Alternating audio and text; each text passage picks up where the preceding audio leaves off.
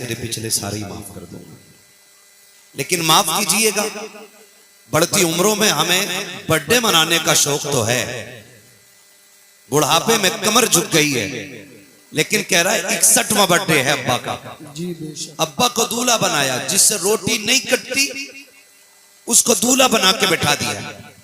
कहा क्या हुआ? कहा आज अब्बा का 61वां जन्मदिन है। और अब्बा भी बड़ा खुश है, हाथ सीधे नहीं पड़ रहे, यूं हाथ कांप रहे, और चाकू से वो केक काट रहा, केक भी सीधा नहीं कट रहा है। और फिर कह रहा, फिर ताली बजाई जाती है, गुब्बारे फोड़े जाते हैं। मैं पूछना चाहता हूं, उम्र 61 के पार हो गई है, एक बार तो इतना बताओ, क्या 61 साल में तुम्हें सिर्फ जन्मदिन याद रहा? हमें ये ख्याल आया कि नहीं आया? हमने 61 साल में अपने रब को राजी किया कि नहीं किया है? अपने रब को रोके दिखाया कि नहीं दिखाया है? हमने 60 साल में कितने बड़े बड़े गुनाह किए हैं, कितने लोगों के हक मारे हैं, कितने लोगों को चौक में जलील किया है, कितने लोगों को रुस्वा करके हमने अपने आप को बड़ा जाहिर किया है। कभी ये ख्याल आया कि नहीं, कहीं मुझसे किसी का दिल तो नहीं टूट गया होगा?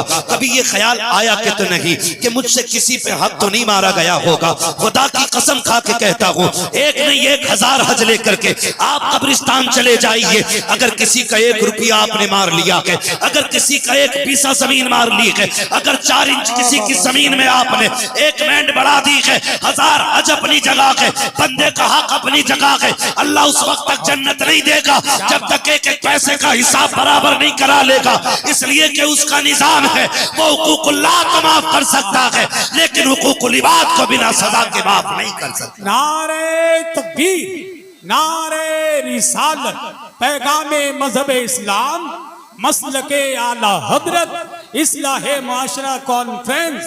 सुभान अल्लाह। बहुत जो है सारे लोगों को माफ कीजिएगा, हज का दौर चल रहा है, सान भाई गए नहीं है ना, जाएंगे नहीं, आप ही ने ऐलान किया कि दुआ के बाद हम जाएंगे। सलामत रहे, पहली बार आज ही कह रहे हैं मेरे साथ जाएंगे। तवज्जो है सारे लोगों की? हाँ, बहुत गौर से मेरी बात सुन लीजिएगा, हज का दौर चल रहा है, अल्लाह सबको हुजूर का मदीना दिखाए। जोर से कह दो, सलामत रहे माशाल्लाह। आप कहेंगे बात हज की कही और बात मदीने की कर रहे हैं, तो चूंकि हम आला हज़रत वाले लोग हैं, और आला हज़रत फरमाते हैं, काबे का नाम तक न लिया तैबा ही कहा, पूछा था हमसे जिसने कि नौजत किधर की है। भाई ये से बंद कर ले, बंद कर। हाँ, पूछा था हमसे जिसने कि नौजत किधर की है। तो हज का दौर भी चल रहा है, हाथ जोड़ के गुजारिश करें, जब भी जाना मदीने हलाल के पैसों से जाना, ऐसा ना हो भतीजों की 5 बीघे बेच के तुम हज को जाओ। अल्लाह, दौर बड़ा नाजुक है, पैसे की भूख ने अंधा कर दिया है, इतना अंधा कर दिया हजरत, इस पैसे की वजह से भाई भाई का नहीं रहा, बाप बेटे का नहीं रहा, खानदान खानदानों में दीवारें खड़ी हो गई। वो जो जिनकी दांत कटी रोटी रहती थी, आज गले काटने पे तुले हुए। मैं गलत नहीं कह रहा हूं, अगर मार्केट में किसी की जमीन आ गई है ना, तो मजाल है कोई 4 इंच दीवार टेढ़ी कर ले।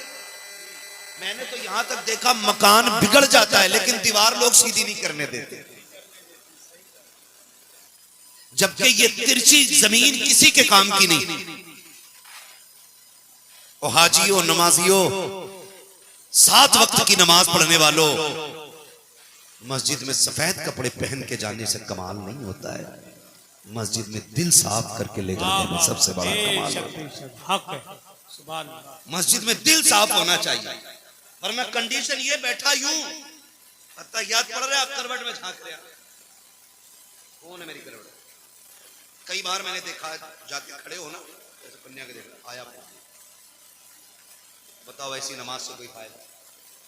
बोलो, ये कड़वी सच्चाई है। अभी सैयद साहब क़िबला ने कहा कि जन्नत यहाँ मुफ्त नहीं बट रही है, जन्नत मुश्किल है। तो कंडीशन नमाज में भी ना कन्या के देख रहे। अगर ईद के दिन गया है ना, तो ईदगाह में ना सबके दामन देख रहा है, इसमें कौन से कपड़े पहने।